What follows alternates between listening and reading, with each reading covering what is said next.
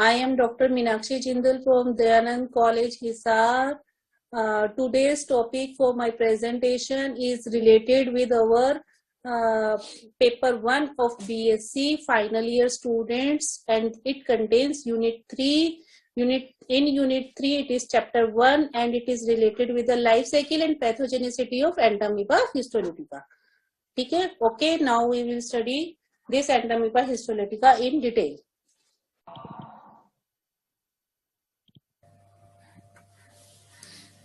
तो ठीक है, this is unit 3 chapter 1 of paper 1 life cycle and pathogenicity of Entamoeba histolytica. सबसे पहले हम एंटामीबा हिस्टोलिटिका के बारे में थोड़ी सी नॉलेज कलेक्ट करेंगे. क्या है Entamoeba histolytica? This is an endoparasitic protozoan. इसका हैबिटेट कहां पर होएगा, कहां पर इनहेबिट करेगा? It inhabit in the large intestine and lower part of the small intestine in human beings. ठीक है, large intestine and lower part of small intestine तो इसका मेजर पोर्शन है जहां पर ये अटैक करता है या रहता है, इनहेबिट करता है. But it can also spread to liver, lungs and brain. Its distribution is cosmopolitan. Cosmopolitan का मतलब पता है?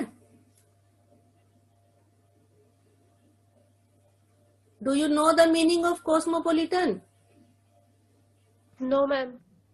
नहीं, cosmopolitan मतलब किसी भी प्लेस पर मिल सकता है. ये जरूरी नहीं है कि हिसार में है तो हिसार से बाहर नहीं जाएगा.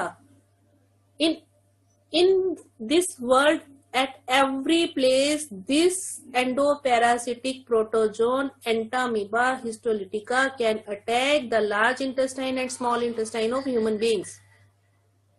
Okay? ये है मोनोजेनेटिक होस्ट. इसकी लाइफ साइकिल इसका होस्ट है मोनोजेनेटिक, यानी कि सिर्फ ह्यूमन बींग्स पर ये अटैक करेगा. तो होस्ट कौन हुआ इसका? Human being. और इसकी लाइफ साइकिल मोनोजेनेटिक है. मोनोजेनेटिक मतलब जिस पैरासाइट की लाइफ साइकिल सिर्फ एक ही होस्ट के अंदर कंप्लीट हो उसको हम कहेंगे मोनोजेनेटिक. तो इसका होस्ट हुआ ह्यूमन बीइंग और life cycle is completed only in one host, so it is monogenetic in nature. ठीक है. रिजर्वायर होस्ट है इसकी pigs, dogs, rats and rabbits.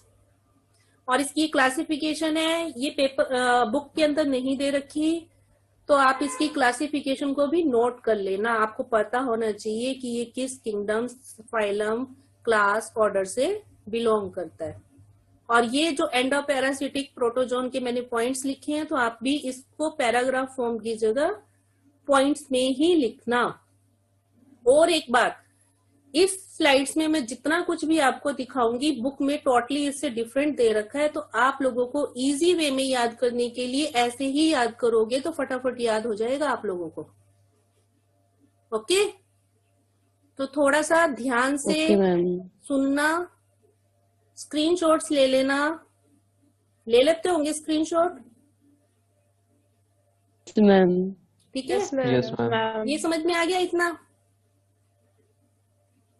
इसका मेन होस्ट पता चल गया, लाइफ साइकिल पता चल गई, मोनोजेनेटिक है, रिजर्वायर होस्ट पता चल गए, डिस्ट्रीब्यूशन पता चल गई, इसका हैबिटेट पता चल गया. ठीक है.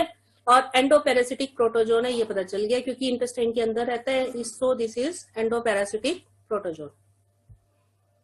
फिर आता है अब एंटामीबा की दो स्पीसीज है, Entamoeba coli and Entamoeba histolytica. इन दोनों में क्या डिफरेंस है? तो आपको डिफरेंस भी पता होना चाहिए कि E coli and E histolytica में क्या डिफरेंस है. तो ई कोलाई जो है इट शोज एंडोकोमेंसेलिज्म. अब तो आपको कोमेंसेलिज्म का मतलब पता है ना कि कोमेंसेलिज्म क्या होता है? Yes ma'am. पिछले हमने ऑफलाइन क्लास में कोमेंसेलिज्म पढ़ा था. तो इन है ई कोलाई जो है ये कोमेंसेलिज्म में रहता है क्योंकि कोलन के अंदर रहता है, इसलिए this is endocommensalism. And this shows endoparasitic protozoan because it is pathogenic in nature. So parasite हो गया. वो कोमेंसेलिज्म में है क्योंकि वो कोई भी पैथोजेनेसिटी शो नहीं करता, इसलिए E coli shows endocommensalism, whereas E histolytica is pathogenic in nature, so it shows endoparasitic protozoan. Okay और इनहेबिटेशन आपको पता ही है कहां पर रहता है, in the large intestine and lower part of the small intestine in human beings. Second वही E coli is non pathogenic in nature, whereas E histolytica is pathogenic in nature. Dimorphic form है, अभी हम पढ़ेंगे इसकी dimorphic form भी. 2 forms में exist करती है, इसकी लाइफ साइकिल के 2 फॉर्म्स आएंगे, इसलिए डाइमॉर्फिक इन नेचर. और जो इसकी ट्रोफोजाइट स्टेज है, this is pathogenic in nature. 2 stages आएंगे, एक माइन्यूटा और एक ट्रोफोजाइट. ठीक है, ट्रोफोजाइट क्या है, मैग्ना फॉर्म है, और दूसरी आएगी माइन्यूटा फॉर्म. तो जो मैग्ना फॉर्म यानी कि ट्रोफोजाइट फॉर्म है, this is pathogenic in nature. तो ई कोलाई भी 2 फॉर्म्स में एग्जिस्ट करता है बट नॉन पैथोजेनिक है. ई हिस्टोलिटिका डाइमॉर्फिक फॉर्म है, बट उसकी जो सेकंड स्टेज है ट्रोफोजाइट यानी कि mature stage, this is pathogenic in nature. Okay, अब आता है ई कोलाई में जो ट्रोफोजाइट स्टेज है, it is larger in size, whereas in histolytica it is smaller in size. E coli जो है इट इज लेस एक्टिव है, और इसके जो सीडोपोडियम है वो भी स्मॉल है, whereas E histolytica is more active in its mature or trophozoite form. जो ट्रोफोजाइट फॉर्म है, this is the mature form of E histolytica. Magna form भी कहते हैं, मेच्योर फॉर्म भी कहते हैं, ट्रोफोजाइट फॉर्म भी कहते हैं. ठीक है, अब E कोलाई में जो साइटोप्लाज्म है, it is not differentiated into ectoplasm and endoplasm, whereas in E histolytica its cytoplasm is differentiated into ecto and endoplasm. ठीक है, ई कोलाई की जो सिस्ट है, it contains 8 nuclei, whereas E histolytica में जो सिस्ट फॉर्मेशन होएगी, it is in the beginning uninucleate, यानी कि एक ही न्यूक्लियाई होगा, इसके पास एक ही न्यूक्लियस होगा. ओके, जो ई कोलाई है, इसमें जो क्रोमेटेड बॉडीज हैं वो थिन होती हैं एंड शार्प एंडेड होती हैं, whereas in E histolytica the chromated bodies are rod shaped. आगे आप जैसे जैसे पढ़ते जाओगे आपको क्रोमेटेड बॉडीज भी दिखेंगी, सिस्ट फॉर्मेशन भी होगी, साइटोप्लाज्म भी दिखेगा. ओके, डिफरेंस पता चल गया? Yes ma'am. नेक्स्ट स्लाइड पे चले. अब हमने कहा E histolytica Entamoeba histolytica is dimorphic in nature. तो इसकी जो मॉर्फोलॉजी है, 2 फॉर्म्स इसके अंदर आएंगी. फर्स्ट इज मेच्योर और ट्रोफोजाइट फॉर्म और मैग्ना फॉर्म. सेकंड है प्रीसिस्टिक फॉर्म और माइन्यूटा फॉर्म. तो दोनों नाम आपको पता होना चाहिए कि प्रीसिस्टिक फॉर्म को माइन्यूटा फॉर्म कहते हैं, मेच्योर और मैग्ना स्टेज को ट्रोफोजाइट फॉर्म कहेंगे. ओके, तो इनके साइज दे रखे हैं. First is trophozoite mature stage है, मैग्ना नाम इसीलिए दिया because it is larger in size than precystic form. Shape है ट्रोफोजाइट की अमीबॉइड शेप है, आप देखोगे डायग्राम में साफ दिख रही है, अमीबॉइड शेप है. अमीबॉइड शेप का मतलब पता है आप लोगों को? Yes ma'am. जैसे कि अमीबा होता है, अपनी शेप किसी भी फॉर्म में चेंज कर लेता है, तो इसी तरह ट्रोफोजाइट फॉर्म भी अमीबॉइड शेप्ड है, एसिमेट्रिकल है, जबकि precystic form is spherical in nature. Locomotion के हिसाब से देखें तो trophozoite form can be motile. क्यों? क्योंकि इसके पास सीडोपोडियम प्रेजेंट है. ओके, वेयरएज उसके पास सीडोपोडियम प्रेजेंट नहीं है, इसलिए precystic form is non motile in nature. जो प्रीसिस्टिक फॉर्म है, this is non feeding stage, ये फीडिंग नहीं करती, whereas trophozoite form is the feeding form. Holozoic nutrition है इसके पास, it feeds on the RBCs and डब्ल्यूबीसीज with the help of pseudopodium with invagination method. Invagination method पता है ना आप लोगों को, सीडोपोडियम के साथ वो कैसे इंजेस्ट करते हैं फूड को? Yes ma'am. फिर अभी हमने पढ़ा था कि पैथोजेनेसिटी ई हिस्टोलिटिका में trophozoite form is pathogenic in nature. तो trophozoite form is pathogenic, whereas precystic और minuta form is non pathogenic in nature. तो आप लोगों को डिफरेंस पता चल गया। इस डिफरेंस के साथ आपको ये डायग्राम भी ड्रॉ करना होता है। मैं आप लोगों को जो प्रैक्टिकल में हम लोगों को पढ़ना है, तो हम लोगों को ई हिस्टोलिटिका के बारे में भी पढ़ना है, यानी कि we should gather the knowledge regarding E histolytica. E histolytica जब भी पढ़ेंगे तो डाइमॉर्फिक फॉर्म में पढ़ेंगे। डाइमॉर्फिक फॉर्म में आप दोनों फॉर्म्स को इसी तरह बताओगे और उसके डायग्राम भी ड्रॉ करने होंगे आप लोगों को, वो मैं उस टाइम पर आपको बता दूंगी। ओके, यहां तक समझ में आ गया।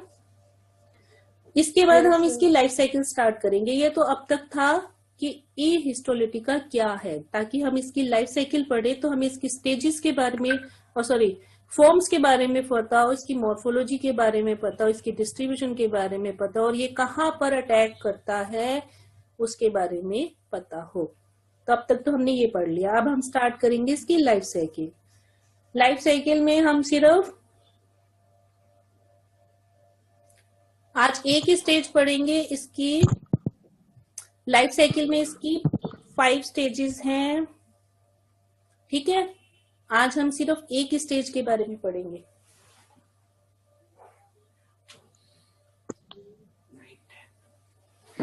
ठीक है, एक ही स्टेज पढ़ेंगे। और जरा ध्यान से देखना, बुक के अंदर इस तरह से नहीं बनी हुई होगी, तो आप लोग को इसी तरह फ्लो डायग्राम के अकॉर्डिंग इसको तैयार करना होगा।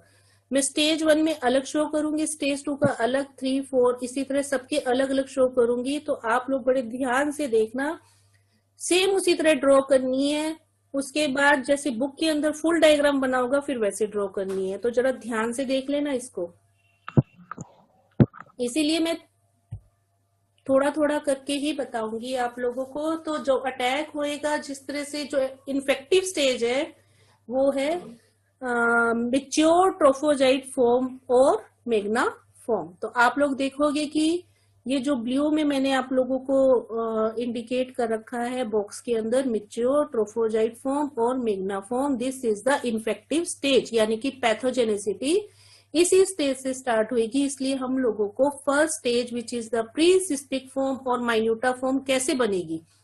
स्टेज 1 में प्री सिस्टिक फॉर्म बनेगी, माइन्यूटा फॉर्म, इसलिए स्टेज 1 का नाम हो गया प्री सिस्टिक फॉर्म और माइन्यूटा फॉर्म।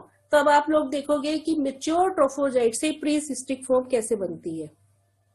ठीक है, तो जो मैच्योर ट्रोफोजाइट फॉर्म है और मैग्ना फॉर्म है, ये ही इन्फेक्टिव स्टेज है। It feeds actively on the RBCs with the help of pseudopodium. अभी आप लोगों ने पीछे पढ़ा था कि trophozoite form is the feeding form, जो कि आरबीसीज एंड डब्ल्यूबीसीज पर फीड करेगी with the help of pseudopodium. ठीक है ना, अभी पिछली स्लाइड में हमने यही पढ़ा। तो it feeds actively on the RBCs with the help of pseudopodium. और अब आप लोग देखोगे कि जो ये डायग्राम ड्रॉ किया हुआ है, ये ट्रोफोजाइट का डायग्राम है एक्चुअली में, लेकिन अब इस डायग्राम के अंदर इंजेस्टेड आरबीसीज आ गए हैं जो उसने इंजेस्ट करे। दिख रहे हैं, सीडोपोडियम अलग दिख रहा है, ectoplasm, endoplasm and then ingested RBCs.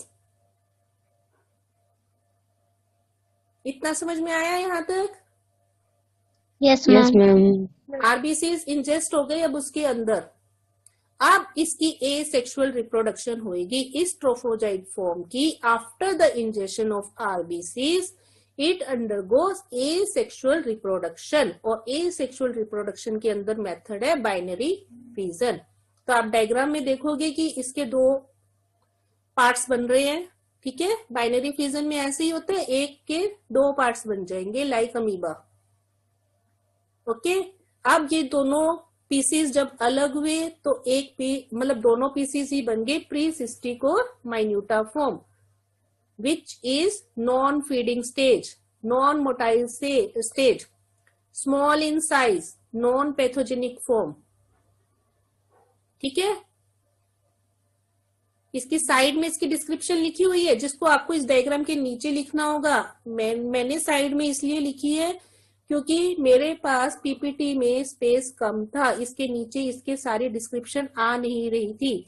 लेकिन आप लोगों को इसके नीचे प्री सिस्टिक और माइन्यूटा फॉर्म बॉक्स के अंदर डाल के लिखनी है और उसकी कैरेक्टरिस्टिक्स उसकी साइड में लिखनी है।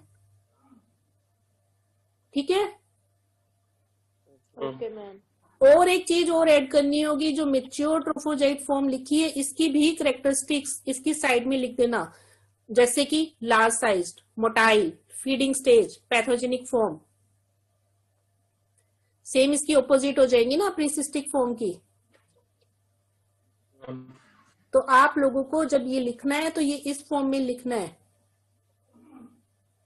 आया ये समझ में? Yes, ma'am. पास की कम था इसलिए मैंने नहीं लिखा, क्योंकि ज्यादा होच पोच हो जाती फिर समझाना डिफिकल्ट हो जाता।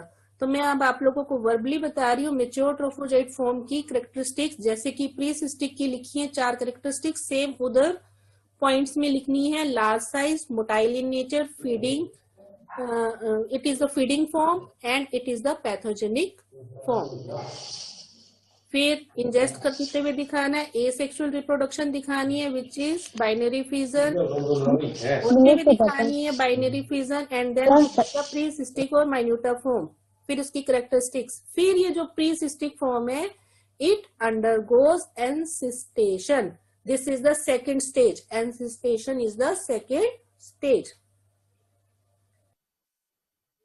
This is the stage 2 encystation which is completed within few hours. तो हमने वहां पर प्रीसिस्टिक फॉर्म छोड़ी थी, ठीक है ना। अब हम प्रीसिस्टिक या माइन्यूटा फॉर्म से ही लेकर चलेंगे। तो आप इसका फर्स्ट बॉक्स देखोगे तो प्रीसिस्टिक और माइन्यूटा फॉर्म लिखिए फ्रॉम स्टेज 1, ठीक है। इसकी एनसिस्टमेंट होगी, यानी कि ये सिस्ट फॉर्म में जाएगा in the lumen of intestine, ठीक है। जैसे ये सिस्ट फॉर्म में गया, आपने देखा कि ये सिस्ट फॉर्म में चला गया, इसके चारों तरफ ब्लू कलर की ये सिस्ट बन गई। अब तुमने पढ़ा था कि इसके अंदर क्रोमेटेड बॉडीज आर प्रेजेंट, तो rod shaped chromatoid bodies in the cytoplasm are present. This is the uninucleate cyst, एक ही न्यूक्लियस प्रेजेंट है इसके अंदर। This is the uninucleate cyst which is thin but tough, tough है but flexible है। जो इसकी सेल वॉल, सिस्ट वॉल है, this is thin, tough but flexible. तो आपको ये फीचर्स इसके साथ ही लिखने हैं यहाँ पर। और ये जो क्रोमेटेड बॉडीज हैं, ये क्या काम करती हैं? These are they reserve the food in the form of glycogen molecules, ठीक है। तो ये फूड रिजर्वेशन का काम करेंगी क्रोमेटेड बॉडीज, ताकि फूड इसके अंदर रिजर्व रहे इन the form of glycogen molecules, ठीक है। यूनिन्यूक्लिएट सिस्ट तक समझ में आ गया? Yes, ma'am. अब ये यूनिन्यूक्लिएट जो सिस्ट बन गई, it undergoes first karyokinetic mitotic division, ठीक है। यूनिन्यूक्लिएट था, बाइन्यूक्लिएट सिस्ट बन जाएगी। यूनिन्यूक्लिएट सिस्ट से बाइन्यूक्लिएट सिस्ट बन गई। आप ये देखोगे क्रोमेटेड बॉडीज की डिटैचमेंट भी हो गई, पहले वो सिस्ट वॉल के साथ अटैच थी, अब ये डिटैच हो गई है, बीच में चली गई साइटोप्लाज्म के, ओके। और फिर सेकेंड कैरियोकाइनेटिक माइटोटिक डिवीजन आएगी, जिसकी वजह से 2 के 4 बन जाएंगे। तो 4 बन गए तो टेट्रा न्यूक्लिएट सिस्ट, ठीक है। हमेशा डबल हो जाएंगे ना, तो 1 के 2 बने थे तो बाइन्यूक्लिएट आ गई। सेकेंड कैरियोकाइनेटिक माइटोटिक डिवीजन आएगी तो 2 के 4 बनेंगे, 4 बन गए तो टेट्रा न्यूक्लिएट सिस्ट की फॉर्म में आ गई। This is the infective stage. और जब ये सिस्ट मेच्योर हो जाएगी, then these chromatoid bodies disappear. तभी मैंने ये जो नीचे वाला है, इसके अंदर क्रोमेटेड बॉडीज ब्लू कलर में नहीं दिखाई, क्योंकि this is the mature form and chromatoid bodies get disappeared, ठीक है। साइड में ये बॉक्स में लिखा हुआ है ना, chromatoid bodies disappear in the mature cyst. This tetranucleate cyst is the infective stage and this is egested out with feces. Moist stool में ये 10 days तक survive करेंगे tetranucleate cyst, and these are susceptible to desiccation at high temperature. Desiccation का क्या मतलब है? Break down हो जाना। जैसे ही टेम्परेचर हाई जाएगा, ये ब्रेक डाउन हो जाएगी tetranucleate cyst, and this stage can be stained with haematoxylin होगा, यहाँ पर हीमोग्लोबिन लिखा गया, हीमोटॉक्सिलिन। ठीक है, हीमोग्लोबिन नहीं है यहाँ पर। This stage can be stained with haematoxylin which is a stain. ये आप लोग स्क्रीनशॉट लोगे तो हीमोग्लोबिन मत लिख देना यहाँ पर, this is haematoxylin. Okay okay ma'am. Tetra yes ma'am. ठीक है मैम। सिस तक समझ में आ गया। Yes ma'am. Now we move towards the stage 3। Stage 3 में ह्यूमन इन्फेक्शन एंड स्टेज 4 इकट्ठी चलेंगी अब ये।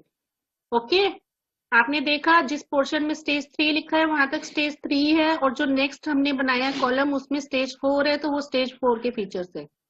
तो अब हमने वहां पर इसको टेट्रा न्यूक्लिएट सिस्ट की फॉर्म में छोड़ा था स्टेज 2 पर, which is the infective stage. ठीक है, अब ये tetra nucleate cyst human beings के अंदर एंटर करेगी ईदर डायरेक्टली और orally along with the contaminated food and water. जैसे कि साइड में ये डायग्राम में दिखा भी रखा है, ये डायग्राम आप लोगों को ड्रॉ नहीं करना है। जिस टाइम पर आप बनाओगे तो ये जो डायग्राम साइड में ये बने हुए हैं ना, पानी पीते हुए और ये खाना खाते हुए, ये सब आपको नहीं ड्रॉ करने। तो these enters tetra nucleate cyst enters in human beings either directly और ओरली। ओरल कैसे जाएगा? Along with contaminated food and water. इसके अलावा जो हाउस फ्लाइज एंड कॉकरोचेस हैं, दीज एक्ट एज वेक्टर्स, यानी कि ये कैरी कर देंगे, और जैसे कि हाउस फ्लाइज आकर खाने पर बैठ जाती है तो खाने को कंटेमिनेटेड कर देंगी। कॉकरोचेस घूमते रहते हैं आपकी किचन में, और खाना अगर अनकवर्ड पड़ा हो तो वो उसके ऊपर से घूम जाएंगे, then they contaminate the water और फूड। तो house flies and cockroaches acts as a vector of the parasite. ठीक है, यहां तक आ गया समझ में कि कैसे ह्यूमन बींग्स में एंटर करा। Yes ma'am. अब क्या होता है, अब ह्यूमन बींग्स के अंदर ये थ्रू फूड या वाटर एंटर कर गया, यानी कि हमारे डाइजेस्टिव सिस्टम के अंदर जाएगा। ठीक है, अब ये जो सिस्ट है, क्योंकि सिस्ट की फॉर्म में टेट्रा न्यूक्लिएट सिस्ट, अभी सिस्ट ब्रेक नहीं हुई है, सिस्ट अभी पड़ी है उसके साथ। तो ये जो सिस्ट है अब हमारे जब डाइजेस्टिव सिस्टम में जाएगा तो हमारे स्टमक में जाएगा। स्टमक में क्या है? गैस्ट्रिक जूसेस है। तो गैस्ट्रिक जूसेस क्या होते हैं कि हर चीज को मतलब एक तरह से डिसोल्व कर देंगे।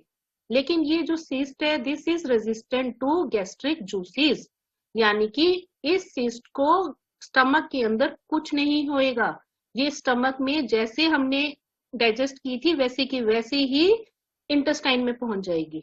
इसको स्टमक के अंदर इस सिस्ट को कुछ नहीं होएगा। ये लिखा भी हुआ, cyst passed as such through stomach as it is resistant to gastric juices, यानी कि हमारे स्टमक के गैस्ट्रिक जूस इस सिस्ट का कुछ नहीं कर पाएंगे। ठीक है, तो सिस्ट का कुछ नहीं हुआ स्टमक में, तो cyst reached to small intestine of human beings. ठीक है, स्टमक से एज सच पास होकर स्मॉल इंटेस्टाइन में पहुंच गई। अब ये सिस्ट क्या, अब पेनक्रियास का एक्शन आएगा कि सिस्ट, पेनक्रियास में जो ट्रिप्सिन है, दिस डाइजेस्ट सिस्ट, यानी कि यहाँ पर अब सिस्ट का ब्रेक डाउन होएगा। ओके, ये आपने डायग्राम में देख रहे हो कि एक पोर बन जाएगा। ठीक है, जिसके अंदर से दिस अब इसकी पहले क्या थी? Tetra nucleate cyst. सिस्ट के अंदर जो फॉर्म है, दिस इज द मेटासिस्टिक अमीबी। ठीक है, तो मेटासिस्टिक फॉर्म में पोर के थ्रू इस सिस्ट में से ये अमीबी निकलेगा। ठीक है, ये पोर दिखा रखा है, पोर में से ये निकलता हुआ दिखा रखा है। एंड दिस एनसिस्टमेंट, एक्सिस्टमेंट, एक्स मतलब निकलना, सिस्ट का टूटना, सिस्ट में से बाहर निकलना। Excystment occurs after 5 to 6 hours of infection. ठीक है, जिस टाइम पर इन्फेक्शन हुई उसके 5 से 6 घंटे के बाद दिस एक्सिस्टमेंट टेक्स प्लेस, यानी कि पेनक्रियास जो अपना एक्शन दिखाएगा इन्फेक्शन के 5-6 घंटे के बाद दिखाएगा। Okay, and metacystic form exist out from the cyst. ये चारों स्टेजेस समझ में आ गई? Yes, ma'am. Yes, ma'am. Now we move towards the stage 5. Stage 5 is the metacystic development. Metacystic amoeba की फॉर्म में वो बाहर निकल आया था एक्सिस्टमेंट में, ठीक है। तो हम मेटासिस्टिक से स्टार्ट करेंगे। अब मेटासिस्टिक के अंदर न्यूक्लियस पड़े हुए हैं। न्यूक्लियस क्या थे? टेट्रा न्यूक्लिएट थे। तो each nucleus undergoes karyokinesis. Tetra nucleate था, 4 न्यूक्लियस थे, कैरियोकाइनेसिस हुई, हर न्यूक्लियस का 1 से 2 बन गए। तो कितने बन गए? फॉर्मिंग 8 न्यूक्लिएटेड फॉर्म्स, ठीक है ना। टेट्रा न्यूक्लिएट फॉर्म में सिस्ट बनी थी ना? हाँ या ना जवाब दे दो। Yes, ma'am. ठीक है। Yes, ma'am. तो फिर से ये कैरियोकाइनेसिस के अंदर गया ईच न्यूक्लियस, और फिर इसके 8 न्यूक्लियस बन गए, ठीक है। विच अंडरगोस साइमल्टेनियस साइटोकाइनेसिस, साथ के साथ साइटोकाइनेसिस भी हुई जा रही है, साइटोप्लाज्म का डिवीजन भी हुआ जा रहा है, टू फॉर्म 8 यूनी न्यूक्लिएटेड अमीब्यूल, ठीक है। अब इसकी वजह से देखो न्यूक्लियस का डिवीजन हो रहा है, 4 न्यूक्लियस से 8 बन गए, ठीक है। ईच न्यूक्लियस, हर न्यूक्लियस का कैरियोकाइनेसिस के थ्रू डिवीजन हुआ, 1 के 2 बन गए, तो 4 के 8 बन गए। इसी तरह साइटोप्लाज्म का भी डिवीजन हो रहा है, तो हर न्यूक्लियस को इक्वल साइटोप्लाज्म भी डिवाइड हुए जा रहा है। तो हमारे पास जब इनकी डिवीजन होगी तो 8 यूनी न्यूक्लिएट अमीब्यूल बन जाएंगे, जैसे कि नीचे दिखा रखा है। और इनको क्योंकि मेटासिस्टिक फॉर्म थी, ये स्पेलिंग गलत हो गई मेरी, सो दीज आर कॉल्ड मेटासिस्टिक ट्रोफोजॉइट्स, ठीक है। इतना आया समझ में? Yes, ma'am. Yes, ma'am. अब ये स्मॉल इंटेस्टाइन में हो रहा था, अब ये सब कुछ, अब ये पहुंच गए लार्ज इंटेस्टाइन में। पास इन द दीज मेटासिस्टिक ट्रोफोजाइट्स, जो कि 8 बन गए। Metacystic trophozoite pass in the large intestine where they secrete cytolysin, और जो इंटेस्टाइन की म्यूकोसा मेम्ब्रेन थी उसको डैमेज करेंगे, ठीक है। तभी पैथोजेनिक फॉर्म है ना। स्मॉल इंटेस्टाइन की म्यूकोसा मेम्ब्रेन को डैमेज करेंगे, इन्वेड करेंगे। सो ये बन गई मेच्योर ट्रोफोजाइट और मैग्ना फॉर्म, क्योंकि ये जब लार्ज इंटेस्टाइन में पहुंच गई तो ये बन गई मेच्योर ट्रोफोजाइट और मैग्ना फॉर्म, ठीक है। Where it secrete cytolysin and invade the mucosa of intestine. तो ये हमारी 5 स्टेजेस थी। अब हम इसको पूरा सर्कल फॉर्म में, क्योंकि जब भी लाइफ साइकिल करते हैं तो एक सर्कुलर फॉर्म में बनाते हैं पूरा सर्कल, ताकि जिस स्टेज से हमने स्टार्ट किया उसी स्टेज पर वो वापस आ जाए, ठीक है ना। तो अब इसमें ये पांचों स्टेजेस दिखाएंगे। ये देखो सबसे फर्स्ट ये जो दिखा रखी है ट्रोफोजॉइट, जिसके अंदर आरबीसीज है इंजेस्टेड, यानी कि जो हमने फर्स्ट स्टार्ट की थी जिससे माइन्यूटा फॉर्म बनी थी, वहां से आप देखो दिख रही है ट्रोफोजाइट फॉर्म को आप लोगों ने आइडेंटिफाई कर लिया? Yes, ma'am. ठीक है। फिर आप देखोगे ये सेक्सुअल रिप्रोडक्शन हो रहा है जिसमें बाइनरी फ्यूजन हो रहा है, ठीक है। उससे माइन्यूटा फॉर्म बन गई नीचे, प्रीसिस्टिक और माइन्यूटा फॉर्म। फिर उसका uninucleate, binucleate and then tetranucleate, and then excystment, excystation हो गई।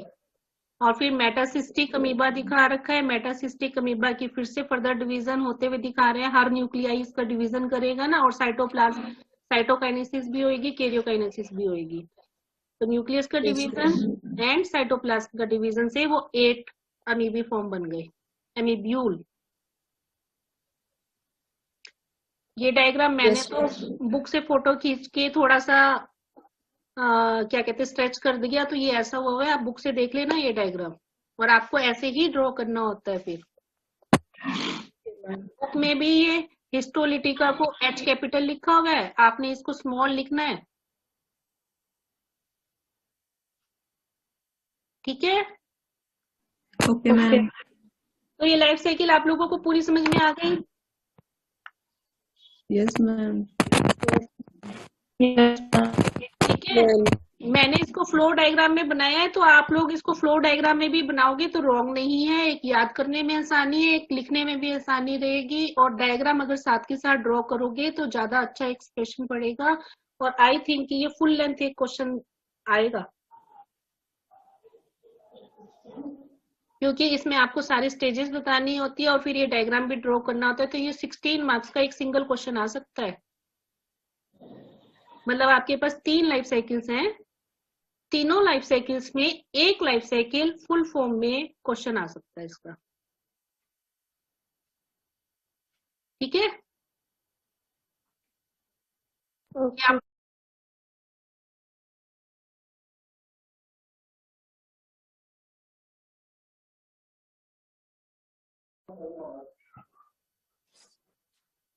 Now we study regarding the pathogenicity caused by the Entamoeba histolytica. This slide shows how Entamoeba histolytica is a pathogenic sarcodine. Entamoeba histolytica is a pathogenic sarcodine as it causes amoebic dysentery. Amoebic dysentery is also known as amoebiasis or enteritis. It also causes abscesses and amoebic hepatitis. Now we will study regarding these two disorders in one by one. My next slide is related with amoebic dysentery. Amoebic dysentery is due to the secretion of proteolytic enzyme. This proteolytic enzyme is known as cytolysin. This enzyme damages the intestinal mucosa, which leads to abscesses. What do you mean by abscesses? Abscesses means pus containing cavities in our intestine. This leads to ulceration of almost the whole colon. This abscesses is followed by the acute diarrhea. Blood and mucus appears in the stool, which are acidic in nature. The main symptoms which appears during amoebic dysentery are abdominal pain, bowel irregularity. Bowel irregularity मतलब जब हमारा food हम digest करते हैं तो उस time हमारे bowl में इरेगुलरिटी आ जाती है. Headache, fatigue, nausea and nervousness. Now we move towards the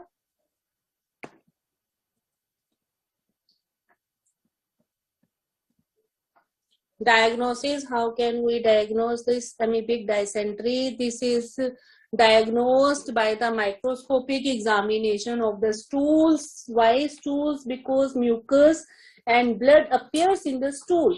So we have to examine the stool of the person affected by Entamoeba histolytica. The common drugs which are used to cure the amoebic dysentery are emetine, antibiotics में आ जाते हैं हमारे Terramycin, erythromycin, यूरियोमाइसिन. ठीक है, फिर इसके बाद हमारे आते हैं आर्सेनिक कंपाउंड्स. आर्सेनिक कंपाउंड्स में आ जाते हैं हमारे पास 2 टाइप्स ऑफ ड्रग्स, थायोकार्बार्सन एंड कार्बार्सन. फिर हमारे पास आ जाते हैं आयोडीन कंपाउंड्स. आयोडीन कंपाउंड्स में हमारे पास 2 टाइप्स के ड्रग्स है, डायोडोक्विन and वायोफोम. Now we move towards the second pathogenic sarcodine is abscesses and amoebic hepatitis. Sometimes this Entamoeba histolytica is also carried to the liver, lungs, brain, spleen, gonads through the blood circulation. अब ये क्या करते हैं, ये हमारे tissues को damage कर देते हैं, which leads to abscesses. और sometimes it is dangerous when it is formed in the lungs and brain, and this abscesses when occurs in liver, then it is known as amoebic hepatitis. Now symptoms क्या है amoebic hepatitis के या abscesses के? This is the pain in the liver region, fever हो जाता है, high leucocyte count observe किया जाता है, और जो इसकी थेरेपी है उसके लिए हमें एंटी मलेरियल ड्रग को यूज करना चाहिए, and anti malarial drug is chloroquine. ठीक है. Now the most important drug which is used during the infection of Entamoeba histolytica is metronidazole. Metronidazole is used, it is the most important drug which is used during the infection of Entamoeba histolytica.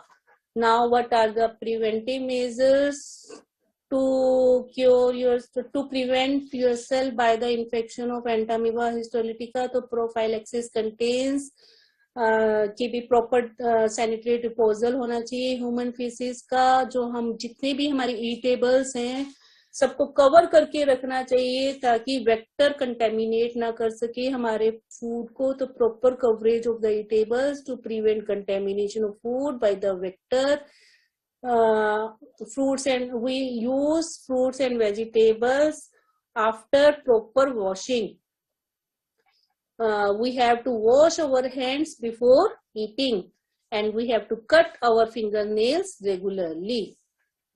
So these are the prophylaxis measures. Now, what is the practical work related with the Entamoeba histolytica?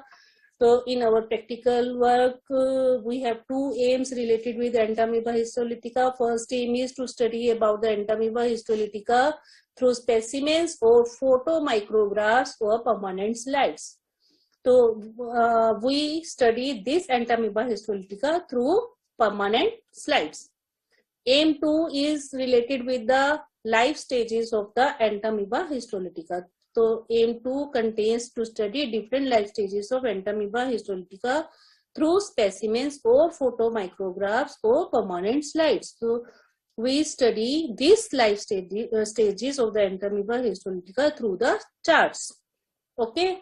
So now students, now this is all related with the Entamoeba histolytica, related with its study, related with its life cycle and related with its pathogenicity. तो ठीक है, okay students.